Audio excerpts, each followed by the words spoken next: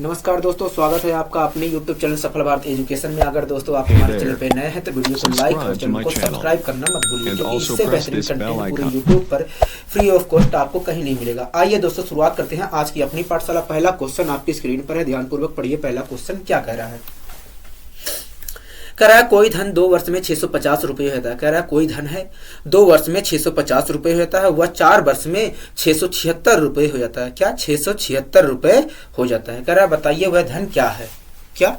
बताइए वह धन क्या है? दोस्तों इस क्वेश्चन की शुरुआत करने से पहले मुझे आपको कुछ सिखाना है। क्या? मुझे आपको कुछ सिखाना है, ठीक है। अगर दोस्तों मैं आपसे कहूं कि बताइए 2000 रुपये की राशि 2000 रुपए की राशि 10% चक्रवृद्धि ब्याज की दर से 10% चक्रवृद्धि ब्याज की दर से 6 सालों में कितनी हो जाएगी? फ्रैक्शन वाले तरीके से मुझे कर बताइए कितनी हो जाएगी। कहोगे देखिए ये जो रेट दिया है 10%, इसका मतलब यही है कि जो धन रहा होगा उस धन पर पहले साल 10% ब्याज मिलेगा, उसके बाद जो धन हो जाएगा उस पर फिर से 10% ब्याज मिलेगा। यही क्रम आगे चलता जाएगा 6 साल तक। मैंने कहा ठीक है। तो कहोगे देखिए 10% की जो फ्रैक्शन होती है 1/10 होती है। इसका मतलब यही है कि अगर हमारी धनराशि 10 रुपये रही होगी तो उस धनराशि पर हमें पहले साल 10% ब्याज मिलेगा, मतलब हमें 1 रुपये का ब्याज मिलेगा। अगर हमारी धनराशि 10 रुपये थी, उस पर 1 रुपये का ब्याज मिल गया है, तो धनराशि हो कितनी जाएगी? कहोगे 11 रुपये हो जाएगी। क्या? 11 रुपये हो जाएगी, मतलब 11/10 हो जाएगी। कहोगे हाँ 11/10 हो जाएगी। मतलब जो हमारा धन था वो पहले साल 11/10 गुना हो जाएगा। कहोगे हाँ पहले साल 11/10 गुना हो जाएगा। अगर दोस्तों पहले साल हमारा धन जो है 11/10 गुना हो गया 10% रेट की दर से, 10% चक्रवृद्धि ब्याज की दर से, तो दूसरे साल भी तो 11/10 गुना होगा। कहोगे हाँ दूसरे साल भी 11/10 गुना होगा। तीसरे साल भी 11/10 गुना होगा। कहोगे हाँ तीसरे साल भी 11/10 गुना होगा। चौथे साल भी 11/10 गुना होगा। कहोगे हाँ चौथे साल भी 11/10 गुना होगा। ये कल वाली क्लास में मैंने समझाया भी था, कोई दिक्कत नहीं। 5वें साल भी 11/10 गुना होगा। कहोगे हाँ।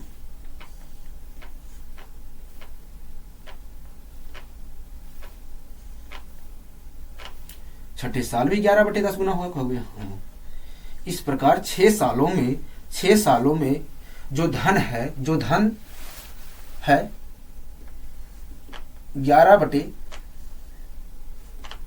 की पावर 6 गुना हो जाएगा। क्या? 11/10 की पावर 6 गुना हो जाएगा। मतलब अगर हमारी धनराशि 10 की पावर 6 रुपए रही होगी, 10 की पावर 6 रुपए रही होगी, तो 6 साल में 10% की दर से वही धन 11 की पावर 6 रुपए हो जाएगी। कोई दिक्कत होगी नहीं। तो दोस्तों आप ये बताइए हर साल में धन कितना गुना हो रहा है? कहोगे 11/10 गुना हो रहा है, 11/10 गुना हो रहा है। हर साल में दिख रहा है कि जो धन है 11/10 गुना होता जा रहा है, ठीक है। हर साल में 11/10 गुना हो रहा है। तो आप ये बताइए अगर हर साल में 11/10 गुना हो रहा है तो हर दूसरे साल में कितना गुना हो रहा है धन? कहोगे 11/10 की पावर 2 गुना हो रहा है। हर 2 साल में 11/10 की पावर 2 गुना हो रहा है धन। हर 2 साल में 11/10 की पावर 2 गुना हो रहा है। कोई दिक्कत होगी नहीं। अगर हर 2 साल में जो धन है 11/10 गुना हो रहा है तो हर तीसरे साल में धन कितना गुना हो रहा है? कहोगे हर तीसरे साल में देखा जाए तो 11/10 की पावर 3 गुना हो जा रहा है। 11/10 की पावर 3 गुना हो जा रहा है।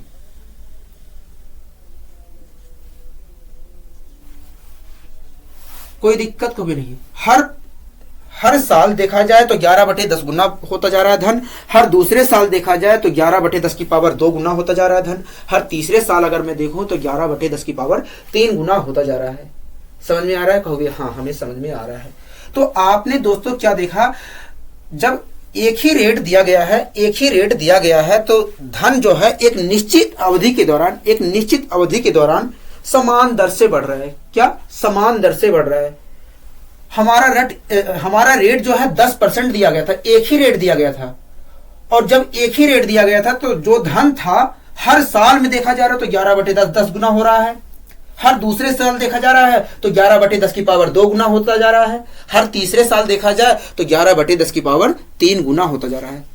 आपको यहां तक समझ में आया? कहोगे हाँ, हमें यहां तक समझ में आ गया। तो दोस्तों, मेरा समझाने का, इस क्वेश्चन को, इस एग्जाम्पल को लेने का मतलब यही था कि आपको समझ में आए, आपको समझ में आया कि कोई भी धन होता है, कोई भी धन जो चक्रवृद्धि ब्याज की दर से दिया जाता है, वो एक निश्चित अवधि में समान दर के हिसाब से बढ़ती चली जाती है। क्या? समान दर के हिसाब से बढ़ती चली जाती है। दोस्तों, इस क्वेश्चन को सोल्व कर लोगे आगे, ठीक है। एक एग्जाम्पल का और जवाब दीजिए मेरे इसी प्रकार। अगर मैं कहूं कोई धनराशि हमारी 1 रुपए है, कोई धनराशि हमारी 1 रुपए है, चक्रवृद्धि ब्याज की दर से यही धनराशि हमारी 2 रुपए हो जाती है। अगले 3 साल में यही धनराशि हमारी 4 रुपए हो जाती है। अगले फिर से 3 साल में यही धनराशि हमारी 8 रुपए हो जाती है।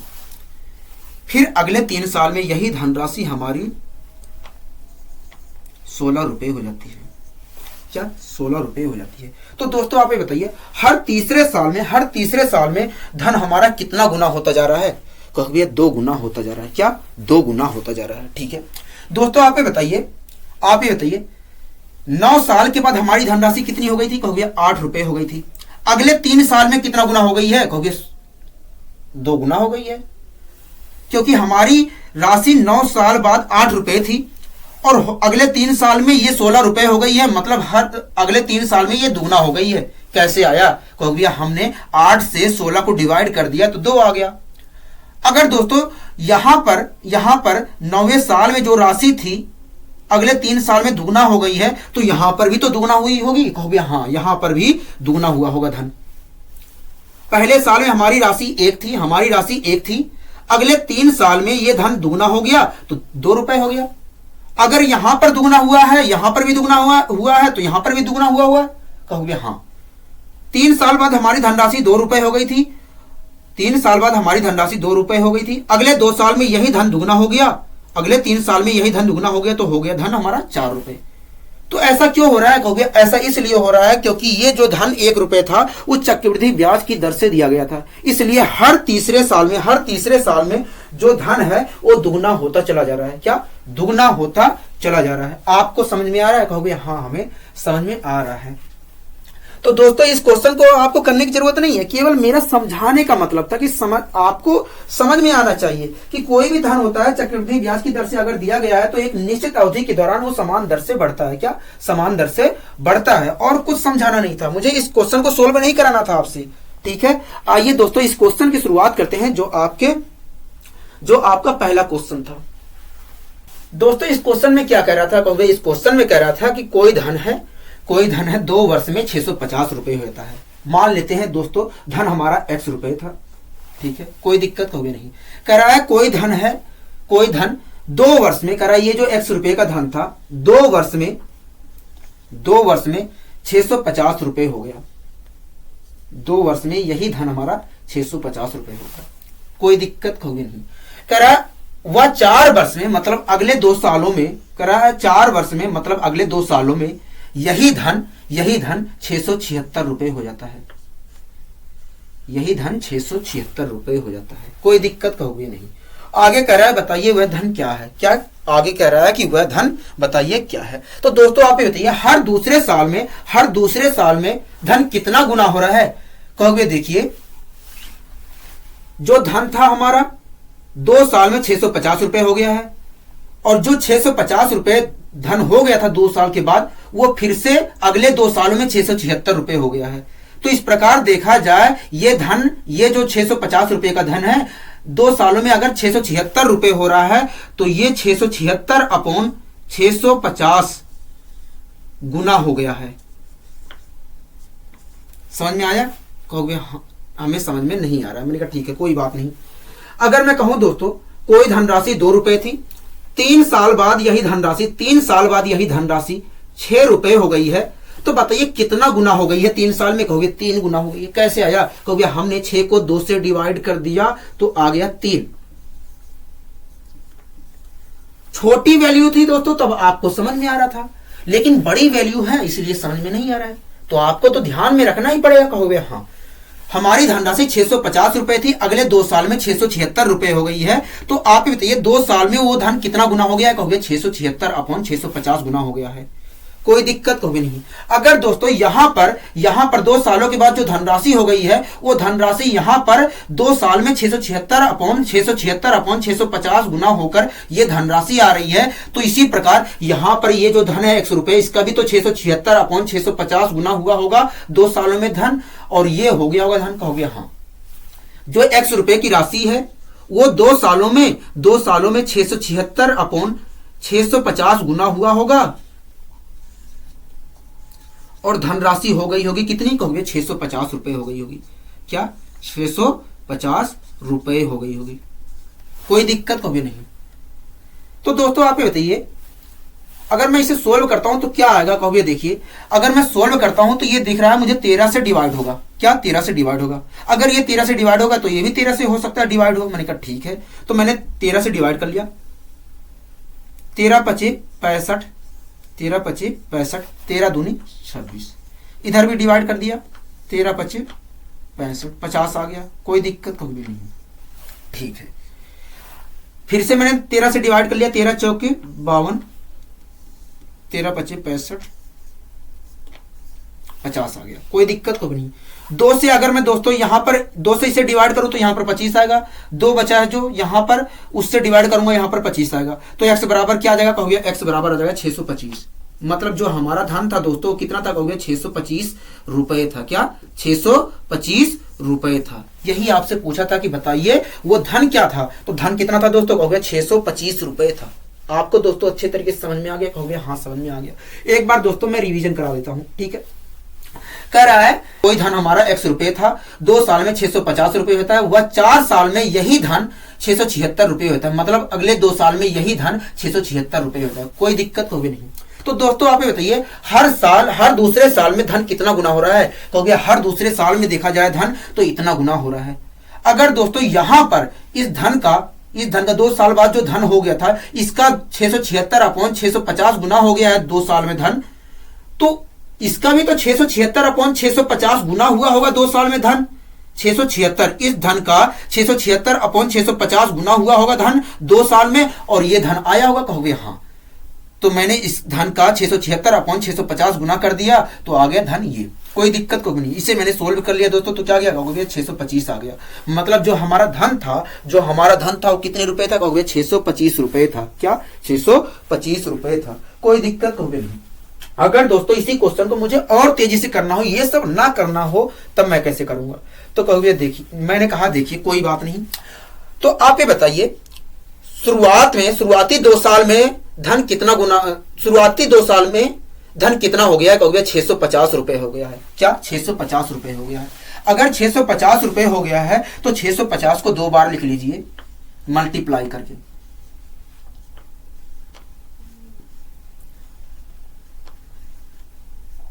यहां तक कोई दिक्कत होगी नहीं। अगले 4 साल में धन कितना हो गया? कहोगे 676 रुपए। जो अगले 4 साल में धन हुआ है उससे डिवाइड कर दीजिए, क्योंकि यही तो हम कर रहे हैं। कहोगे हाँ। अगर दोस्तों मैं इसे सोल्व करता हूं तो आएगा 625। क्या आएगा? 625। मतलब जो धन था दोस्तों कितना था? कहोगे 625 रुपए था।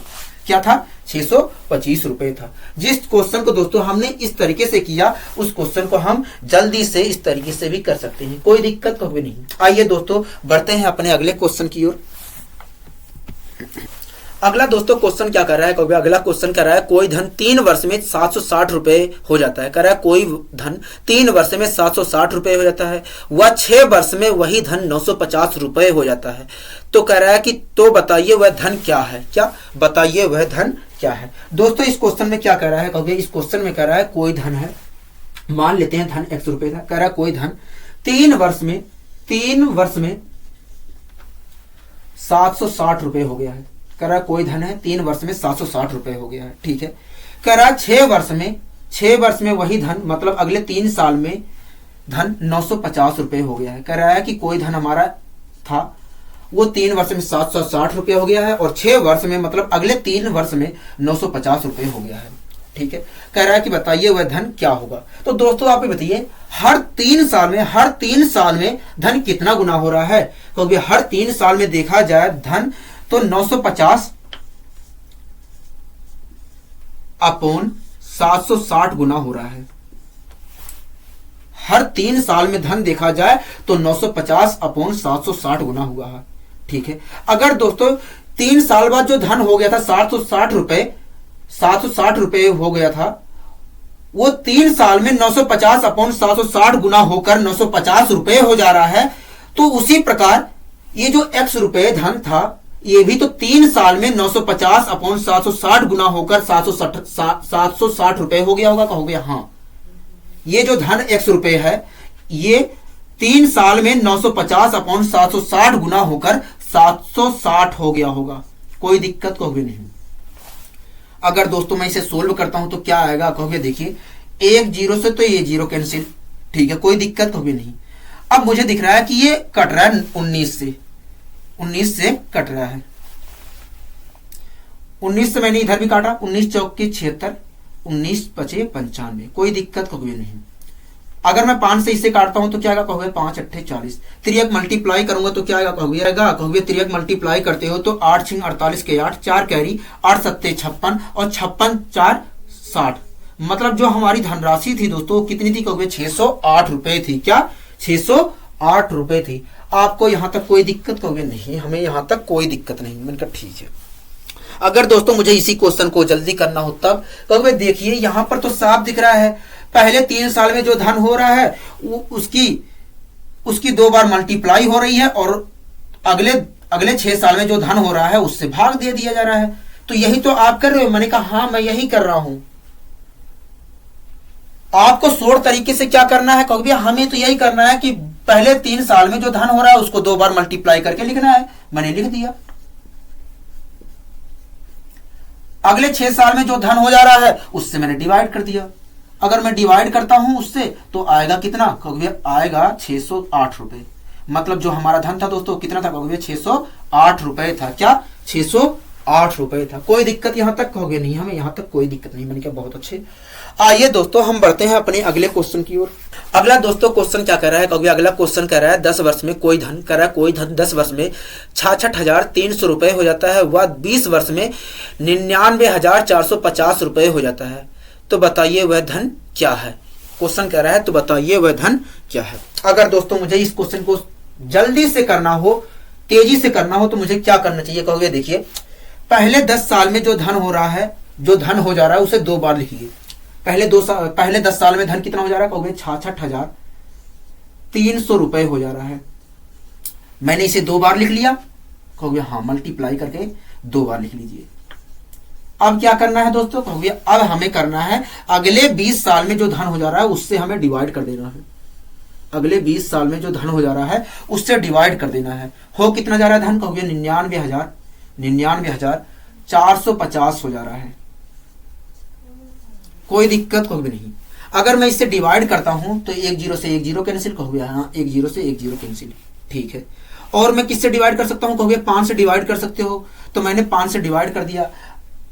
तो मैंने इसे डिवाइड किया तो आ गया यहां पर 2, क्योंकि मैंने 663 इंटू 10 लिख लिया है और 10 को मैंने डिवाइड किया है तो 2 आया है। कोई दिक्कत कभी नहीं। इसी प्रकार मैं अगर यहां पर 5 से डिवाइड करता हूं तो क्या आएगा। कहोगे यहां पर अगर 5 से डिवाइड करते हो तो 5 × 5 बचा 4, यहां पर 4 गया, 5 में 45, 4 बचा, यहां पर 4 गया, 5 अट्ठे 40, ठीक है, 4 यहां पर गया, 5 में 45। कोई दिक्कत कहोगे नहीं।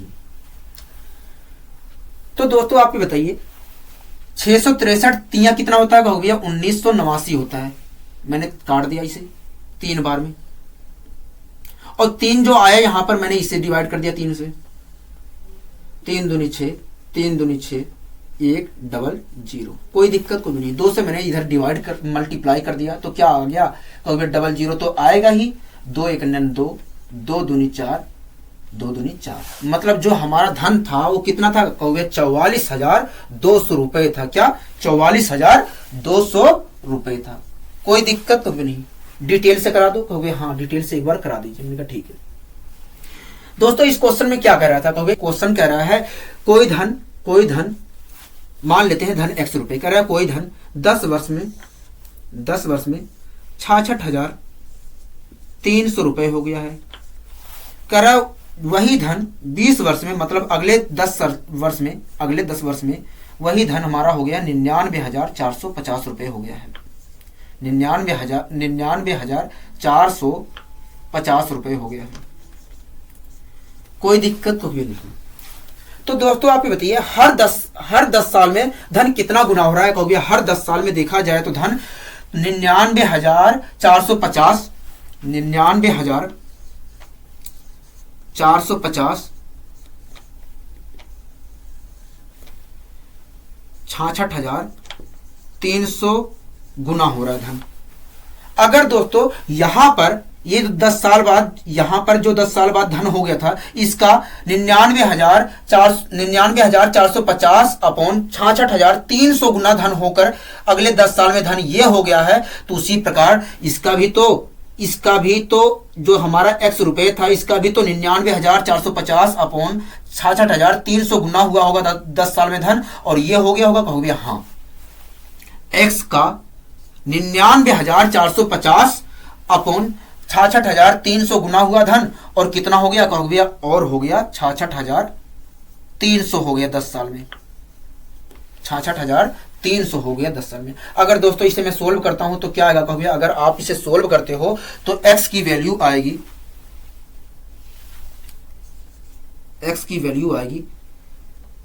44,200।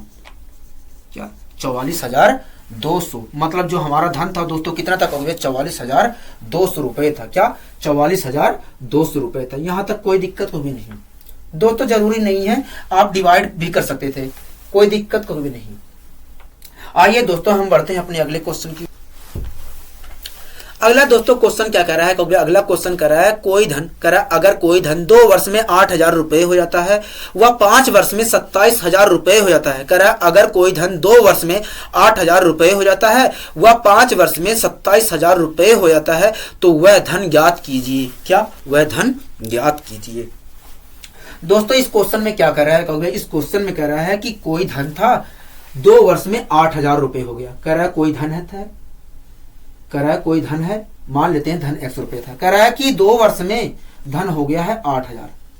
कह रहा है कोई धन था, वो 2 वर्ष में 8,000 हो गया है। ठीक है। कह रहा है वह 5 वर्ष में वही धन हमारा 27,000 हो गया है। मतलब अगले 3 साल में वही धन हमारा 27,000 हो गया है। कहोगे हाँ, कोई दिक्कत कभी नहीं। आगे कह रहा है क्या? कहोगे आगे कह रहा है कि बताइए वह धन क्या है। मतलब x की वैल्यू पूछ रहा है। कहोगे हाँ, x की वैल्यू पूछ रहा है। ठीक है। तो दोस्तों आप ये बताइए अगर मैं इसे भूल जाऊं तो क्या बनेगा क्वेश्चन? कहोगे तब क्वेश्चन हो जाएगा कि 8,000 रुपए का कोई धन था, 3 वर्ष में 27,000 रुपए हो गया है।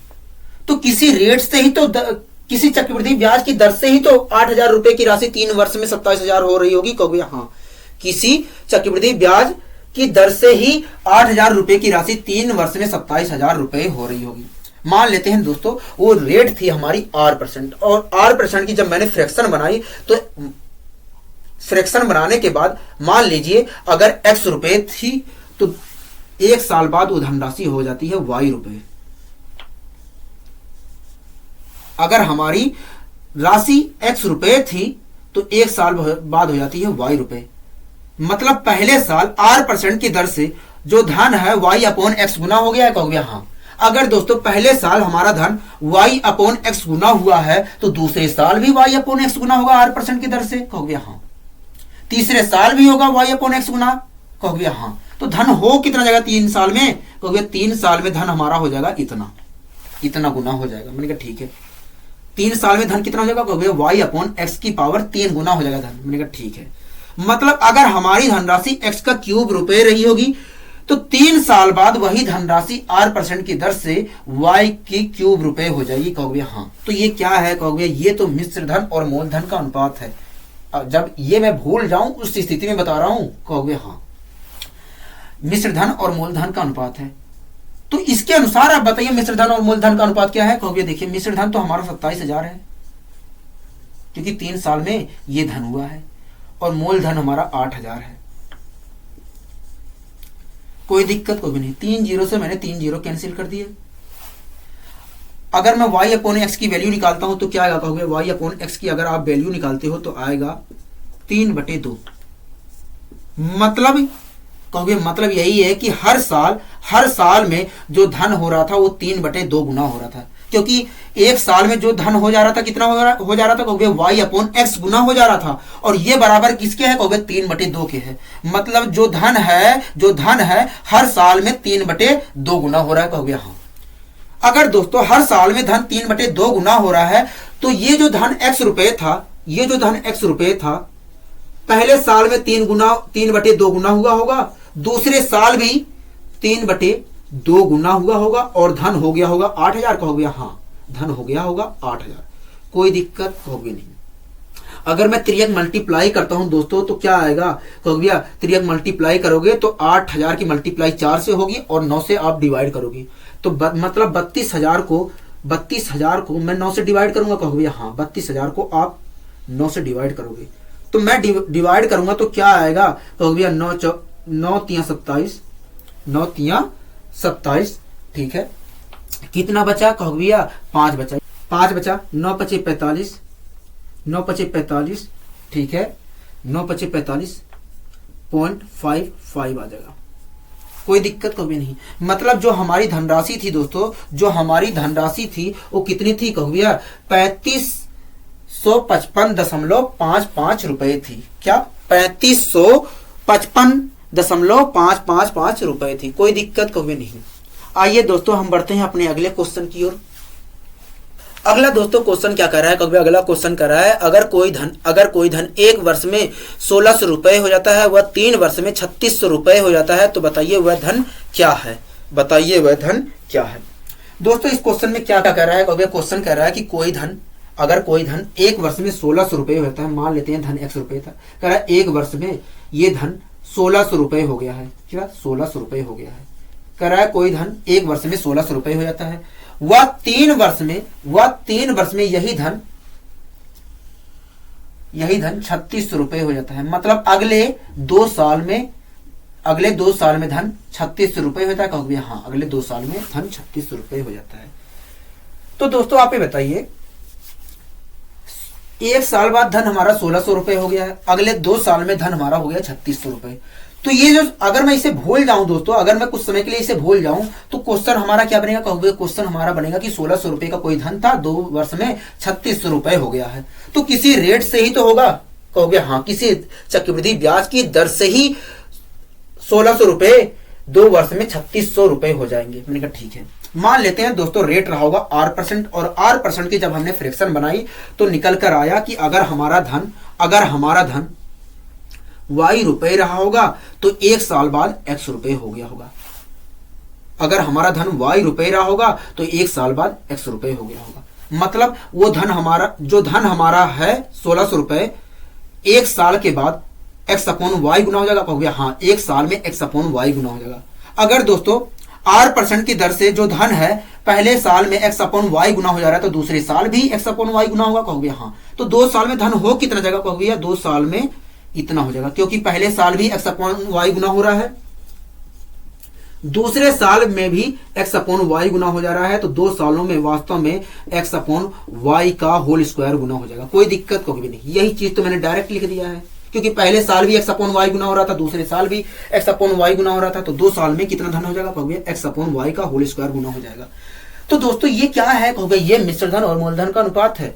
हम ये चीज तो भूले हुए हैं कहोगे हाँ। तो इसके अनुसार मिश्र धन और मूलधन का अनुपात क्या होगा कहोगे, इसके अनुसार देखा जाए तो 3600 रुपए तो मिश्र धन है, क्योंकि 2 साल के बाद ये धन हो जा रहा है, और 1600 रुपए मूलधन है। 00 से 00 कैंसिल कहोगे हाँ, 00 से 00 कैंसिल। अगर मैं इसे भी सोल्व करता हूं तो ऊपर आएगा 9, नीचे आएगा 4, और 9 अपॉन 4 का अगर मैं वर्गमूल निकालता हूं तो X अपॉन Y की वैल्यू क्या आएगी कहोगे, X अपॉन Y की वैल्यू आएगी 3/2। X अपॉन Y क्या था कहोगे, एक साल में जितना गुना धन हो रहा है वो है। इनका ठीक है। मतलब एक साल में हमारा धन कितना गुना हो रहा था कहोगे, X अपॉन Y गुना हो रहा था।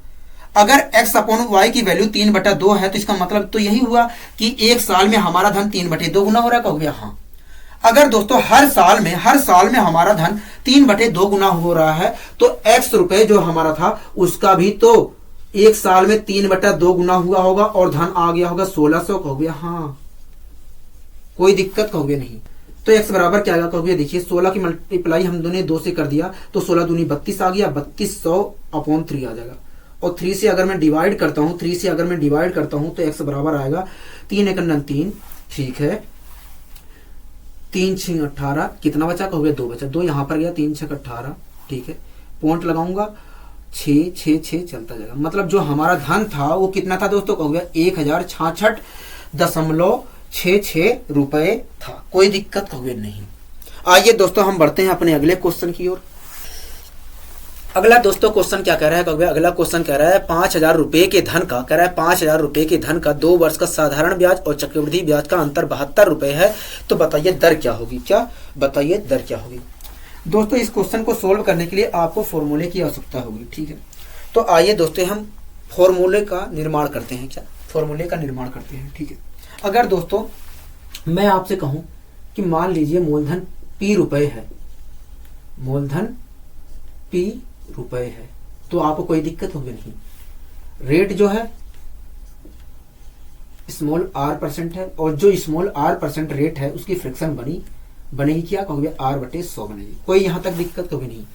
अगर r% रेट है तो मैं चाहे r/100 कहूं या r% कहूं, बात एक ही है कहोगे। हाँ, बात एक ही है, ठीक है। और समय दोस्तों दिया जाए आपको 2 साल, और मैं आपसे पूछ लूं कि बताइए चक्रवृद्धि ब्याज और साधारण ब्याज का अंतर होगा कितना। 2 साल के चक्रवृद्धि ब्याज और साधारण ब्याज का अंतर होगा कितना। तो कहोगे देखिए ये जो रेट दिया है r% और मूलधन दिया है P रुपए, इसका मतलब यही है कि जो भी धन है P रुपए, जो हमारा धन है P रुपए, उस धन पर पहले साल हमें r% ब्याज मिलेगा, उसके बाद जो धन हो जाएगा उस पर फिर से हमें r% ब्याज मिलेगा। ठीक है। तो कहोगे देखिए धन हमारा P रुपए है, पहले साल तो इस P रुपए पर हमें r% मतलब r/100 रुपए, r/100 रुपए ब्याज मिलेगा, ठीक है। किसका r/100 रुपए ब्याज मिलेगा कहोगे मूलधन का, मूलधन का r% या मूलधन का r/100 रुपए ब्याज मिलेगा, ठीक है। तो मूलधन का r/100 होगा कितना कहोगे, मूलधन का r/100 इतना होगा, मतलब इतने रुपए ब्याज मिलेगा कहोगे। हाँ, पहले साल आपको इतने रुपए ब्याज मिलेगा, ठीक है।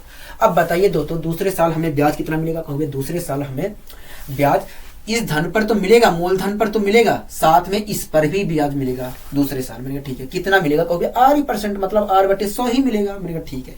तो इस पर कितना ब्याज मिलेगा कहोगे, इस पर भी दूसरे साल r% मतलब r/100 मिलेगा। किसका कहोगे, इस का, ठीक है। इसका मैंने निकाल दिया तो क्या आया कहोगे PR/100 आ गया, ठीक है। दूसरे साल इस पर भी तो r% ब्याज मिलेगा, मतलब r/100 मिलेगा कहोगे। हाँ, तो इसका r/100 कितना होगा कहोगे, PR का, अगर मैं PR/100 का अगर मैं 100 निकालूं तो इतना आएगा, मतलब इतने रुपए ब्याज मिलेगा कहोगे। हाँ,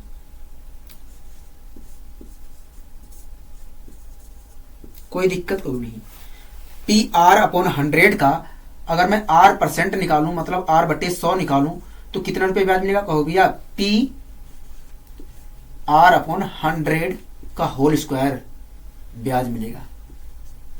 कोई दिक्कत कभी नहीं, मतलब दूसरे साल में हमें इतना ब्याज मिलेगा कहोगे। हाँ, दूसरे साल में इतना ब्याज मिलेगा, ठीक है। पहले साल में कितना ब्याज मिला है कहोगे, पहले साल में इतने रुपए ब्याज मिला है। अगर पहले साल में इतने रुपए ब्याज मिला है तो ये मैं कह सकता हूँ कि पहले साल का चक्रवृद्धि ब्याज है या साधारण ब्याज कहोगे। हाँ, ये पहले साल का चक्रवृद्धि ब्याज है या साधारण ब्याज। दूसरे साल का चक्रवृद्धि ब्याज कितना है कहोगे, इतना है। पहले साल का तो इतना है, ठीक है। अगर ये पहले साल का चक्रवृद्धि ब्याज है या पहले साल का साधारण ब्याज है, दूसरे साल का चक्रवृद्धि ब्याज ये है, तो बताइए 2 सालों का चक्रवृद्धि ब्याज और साधारण ब्याज का अंतर होगा कितना कहोगे। देखिए पहले साल का साधारण ब्याज है, ये दूसरे साल का साधारण ब्याज है, ये दूसरे साल का चक्रवृद्धि ब्याज है। तो इस प्रकार देखा जाए तो ये 2 सालों के साधारण और चक्रवृद्धि ब्याज का अंतर होगा, ठीक है। अगर मैं आपसे पूछ लूं कि बताइए 2 साल का चक्रवृद्धि और साधारण ब्याज का अंतर कितना होगा, तो कहोगे P × R/100 का होल स्क्वायर होगा। 2 साल के चक्रवृद्धि ब्याज और साधारण ब्याज का अंतर, ठीक है। 2 साल के चक्रवृद्धि ब्याज और साधारण ब्याज का अंतर कितना होगा कहोगे, P × R/100 का होल स्क्वायर होगा। मैंने कहा ठीक है। अगर दोस्तों मुझे R/100 का आर अपॉन 100 के होल स्क्वायर का वैल्यू निकालना हो तो मुझे क्या करना पड़ेगा, कहोगे पी को अपोन में भेज दीजिए, पी को अपोन में भेज दीजिए, तो क्या मिलेगा, कहोगे आर अपॉन 100 का होल स्क्वायर मिलेगा। और इधर क्या हो जाएगा, कहोगे सी आई 2 सालों के साधारण चक्रवृद्धि ब्याज का अंतर अपॉन पी हो जाएगा, क्या अपॉन पी हो जाएगा। यहां तक कोई दिक्कत होगी नहीं। अगर दोस्तों मैं स्क्वायर हटाता हूं तो क्या आएगा, कहोगे स्क्वायर हटाओगे तो इधर वर्गमूल चढ़ जाएगा, क्या वर्गमूल चढ़ जाएगा, कोई दिक्कत यहां तक होगी नहीं। अगर दोस्तों मुझे केवल रेट आर की वैल्यू निकालना हो तब कहोगे आर की अगर आपको वैल्यू निकालना है तो त्रिज्यक मल्टीप्लाई कर दीजिए, मतलब 100 इसके मल्टीप्लाई में चला जाएगा। मैंने कहा ठीक है।